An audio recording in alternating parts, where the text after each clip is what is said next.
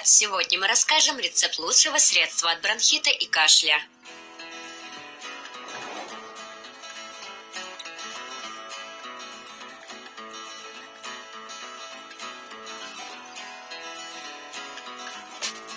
Возьмите лимон среднего размера, его нужно тщательно отмыть от воска. Для этого полейте его кипятком и промойте щеткой под проточной водой.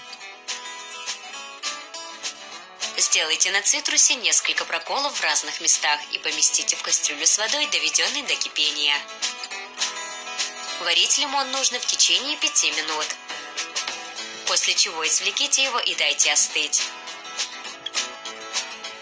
Выжмите из лимона сок в граненый стакан или другую емкость объемом 250 мл.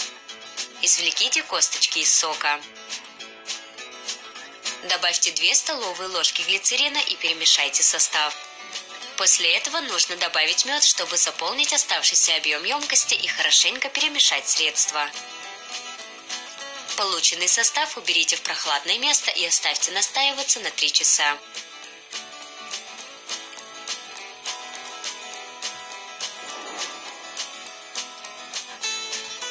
Разовая доза для взрослых составляет 1 столовая ложка, для детей 1 чайная ложка.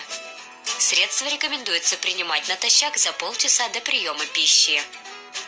Если больного беспокоит сильный кашель, рекомендуется принимать препарат по столовой ложке 5 раз в день. В остальных случаях рекомендуемая дозировка столовая ложка 3 раза в день.